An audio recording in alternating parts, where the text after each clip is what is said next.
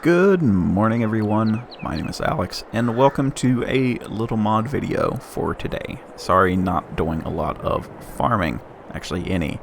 I wanted to get everybody caught up on where the mods that I've been working on are, and what their progress is, and everything else. So we'll start with the 5020, and then we'll move on to the Pacific, and we're just gonna talk about each one. Things that have changed, things that are still going to change, and everything like that. So the 5020, we'll start with the store page. So we go to small tractors. I have both versions because I've had a lot of people tell me that I am not making a different tractor, and we're going to go through all that. So the original mod was divided up into 3 separate tractors for some reason, don't know why. But you had to buy each individual one to get either turbo, non-turbo, or repower. And the repower you cannot change the cab on. On mine, it's 1. Now, I do not have the engine swapping enabled on this version. I'm doing a lot of things with the mesh and everything like that. And the stock 8.7 is in Blender right now. So we currently have the 7.6. I want to say I still have it labeled as 8.1. Yeah, I still do. I was confused on which engine this was. So this is how you would select your different engine, and it does change whenever it's enabled. So you don't have to change. Have to worry about scrolling through so many different tractors and everything like that. They're all in one place. The sounds change as well. I just have them disabled right now, so you'll be able to go through everything. We can add our weights, we can stack our weights. Everything is kind of turned off. I can show you here, so you can see that whenever we change something, it gets a little upset. It's telling me I'm missing nodes because I'm going back and forth in Blender a lot. There's no point in me doing all the XML stuff. I'll put something in, check it in game, make sure it looks good, and then kind of go from there. So that's how that works. You'll have different wheel setups. These need some love. Actually, all the wheels and tires need some love. You can see that we change heights here. This is the new set. This is the old physics set. These are all custom deals. We're still missing some hubs and stuff. This isn't the correct floor. There's a lot still left to go. But the majority of it is done. So for those that say I am not building something, let's hit F4. Now you're going to see wire mesh, and I'm going to have to stay still for a second so you guys can kind of, I'm going to try to get this the best I can. It's very, very hard to see in this. I'll tell you what, I'll open it up in Blender and I'll pull it in. But you can see that there's a difference in the mesh compared to this. Just the density of the mesh and everything. You can definitely tell, like, on the fenders. So this is a completely new model. It happens to look like a 5020 because 5020s look the same. 5020 is a 5020. This mod originally started as something, I just wanted to fix some things. Mainly this crease in the hood. I'll stand still so YouTube compression can do its thing. You can see there's a crease in hood. There's a bunch of artifacting around the lip and everything. It just doesn't look that good. Where we come over to here to this one, everything's smooth. It's a different color. It's the correct color for this year. This is before new John Deere green, so that's completely different. The frame is different. If I would not have put stack weights on, you'd be able to tell a little bit better. It's just kind of a normal frame. The engine is an actual engine. It's not a that's not like a thing. It's just a big flat piece. The big differences is when you start walking around to the back. So this is the old rear end. It was not scaled correctly, and nothing on it. Like, it looks okay until you start really looking at it. Nothing really has a home. And then this is the new one. This has no no textures or anything. This is just in the game, so it may look a little dark to you guys. I don't know. Or probably really reflective too. But you can see that I've remade the entire thing. Again, I'll put in some shots from Blender, and you'll kind of see the difference of them side by side in what we call white box. So all that's different. Fenders, completely different. You can tell the difference just in the width. These are correctly sized. These are not. You can still see that line and everything where these are fairly smooth. You're going to have little lines and stuff because we don't want the mesh to be super duper dense. So sound wise, so this is a stock sound.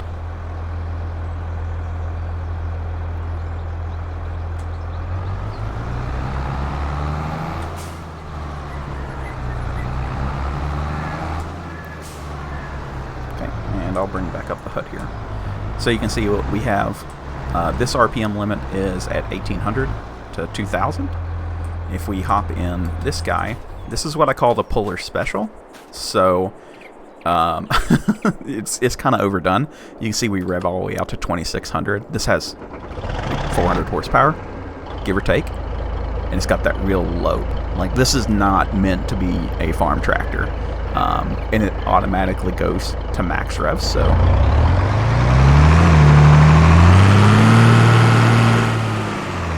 then we get that noise, right? There's a little bit of turbo twang in there. It's a lot different. Let's hop over to one of the other ones. I do have the other ones at the shop for different sound comparisons. Okay, so going from left to right, we have 8.7, 8.7 turbo, and then 8.1. Well, 7.6, but 8.1 because I'm dumb. So this is your stock run noise. Just an old tractor. I need to add a little bit more on the lows, probably around like 10K or something like that. She's still a little missing something.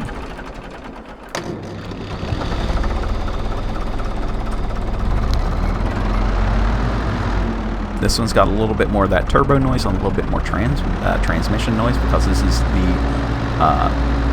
8.7 turbo version.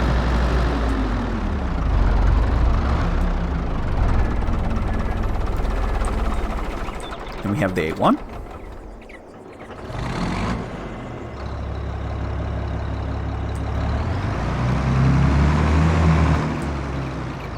Again, a totally different sound, and you'll see that our RPMs on this only go up to 2000. Now these values need to be tweaked. I used to run an 8.1 at 1900 RPM, and it really sounded like it was going to come apart. But that thing had like 26,000 hours on it. So those are little things that need to be fixed. So that is the 5020 to where it is today. A long way to go. New front ends still have to be figured out and fixed. The cabs need to be done. Basically, this is the Wheatland configuration. So when you're in Wheatland, the way it sits now, it should not have the 3-point. The Wheatland's just easier to work on. It has like a lot more room, and it's always the first selection. So everything is on the Wheatland right now. Just like whenever you're going back and forth in a model about 200 times every hour, being just a couple seconds faster is way better. You can kind of see a little bit more detail on that rear end now. This does not have an AO on it right now, an ambient occlusion map. So that's why everything, like, it really doesn't have any shadows the way it sits right now. So it's a little wonk, but you don't do that until you're done. So yeah, the Wheatland will have these fenders, and the cab options will be non-backed closed, and you enter through the rear. So you would enter up this way to get in. Where the the normal ones, the row crop ones, if we take a look here, go all the way down here to the end. So let's pick up a row crop. A row crop will have steps to go in. And the main reason for that is on the Wheatlands, this floor is supposed to be, like this little edge is supposed to be up to here. So you don't go in through the front, you go in through the back. So the cab, there's a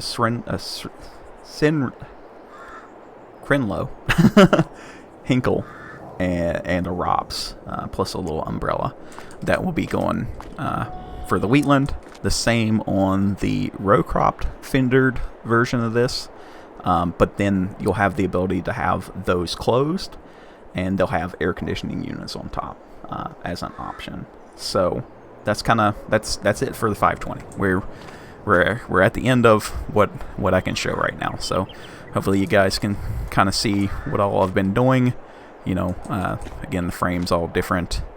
We actually have a transmission and rocker box and all that other fun stuff. So it's coming along. It's just gonna be a little bit more time. I have to take, I have to work. So unless you guys going to give me a ton of money to take days off a week, then this is what we get.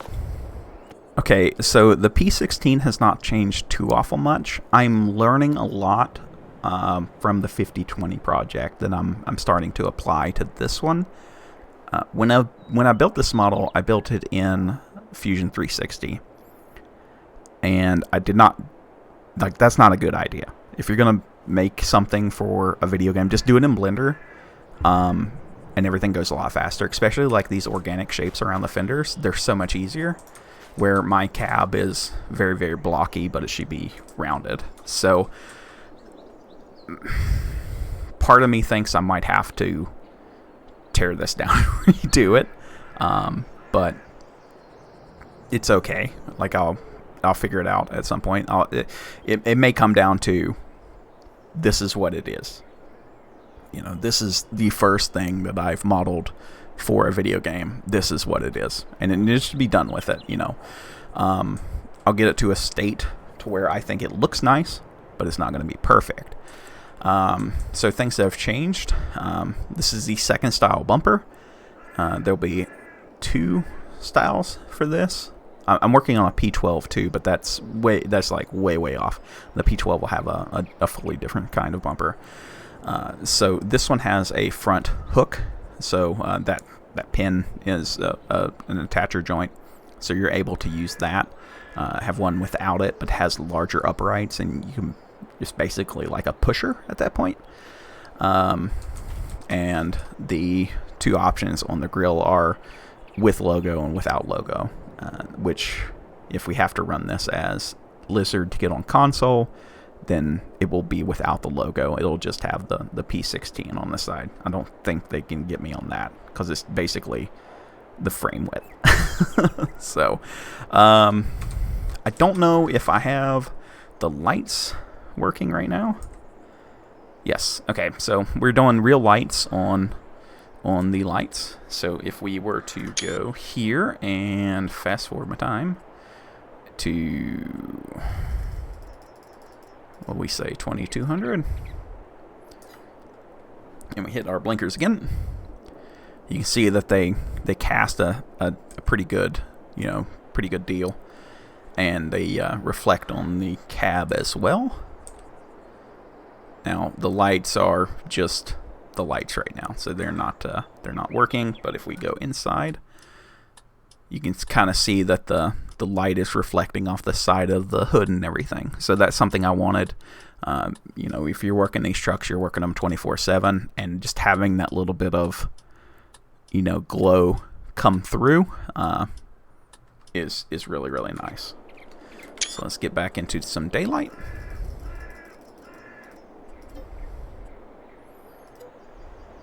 I did not mean to advance a full year, but okay. So yeah, that's those. Sadly, again, I don't have everything hooked up on this just yet. Like the cab lights aren't on and fun stuff. But that's lighting on this guy.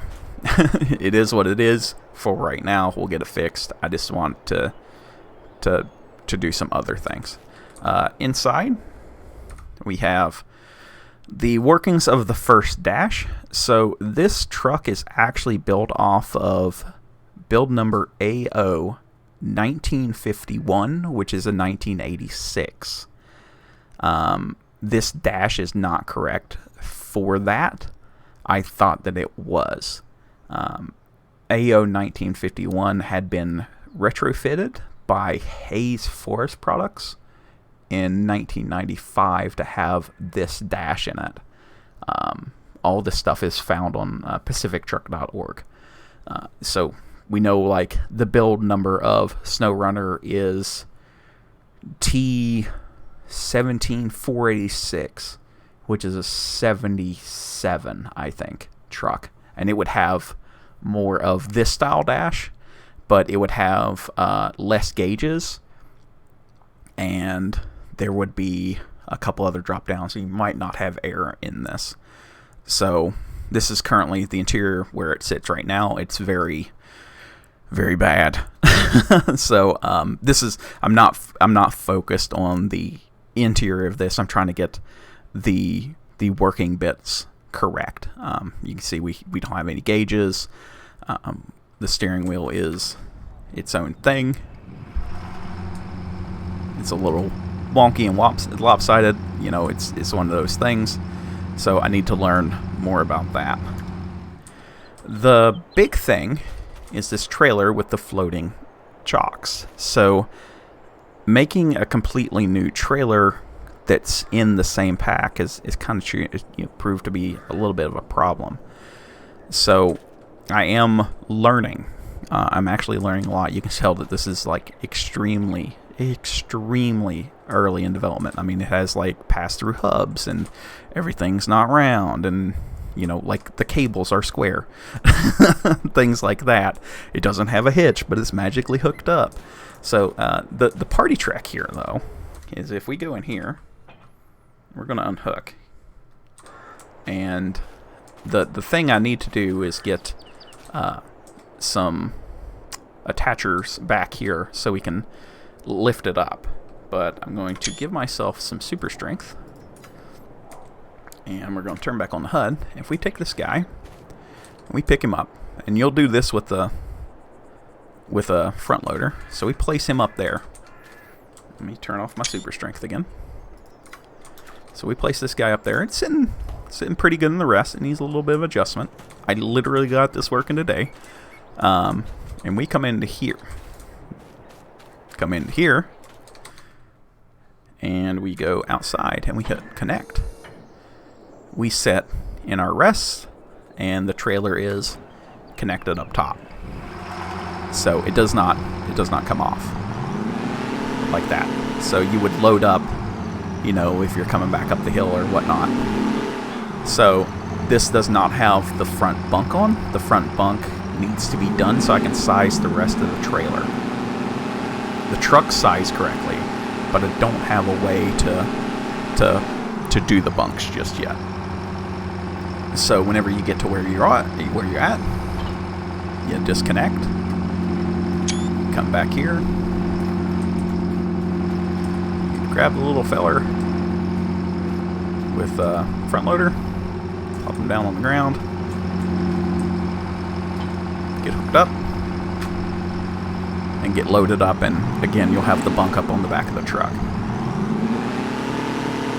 And we can see that I finally have that part working.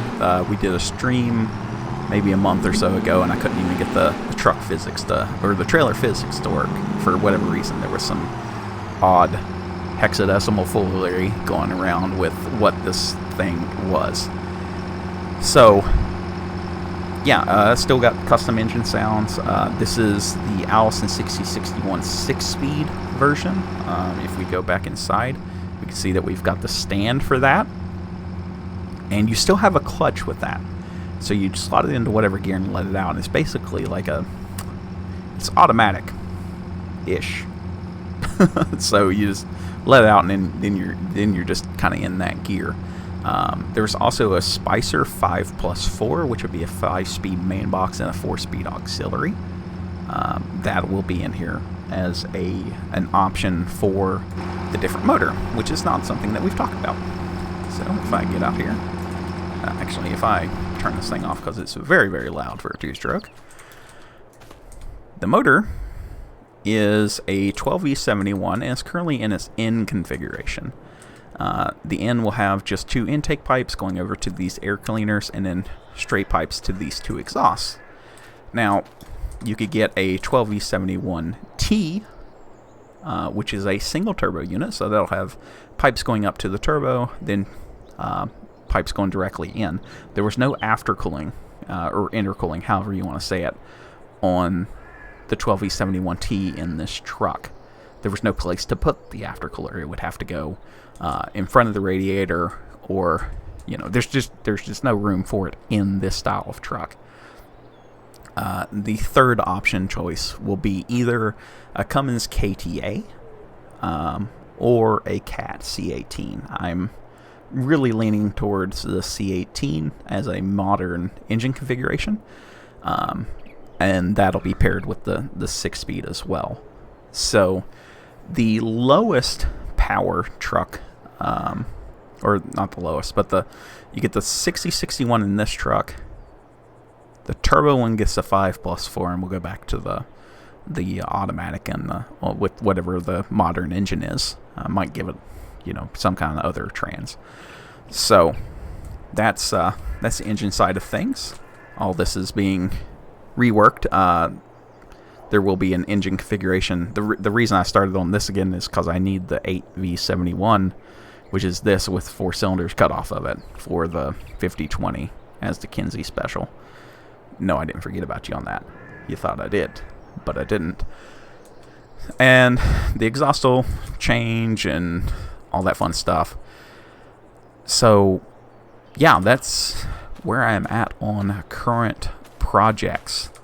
So this is what I do whenever I'm rendering out a video, as I get the video to render and then I hop into Blender and start working on something. So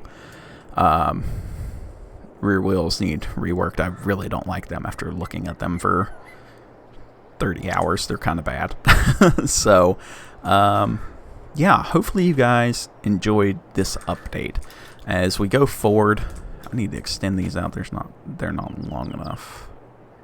Yeah, I'll extend out the bunk things.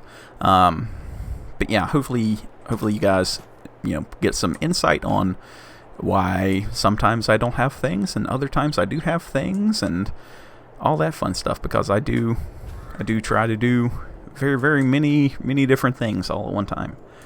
So yeah, I'll have this update put up for you guys because you'll be seeing it now, and I guess I'll see you back in Calmsden.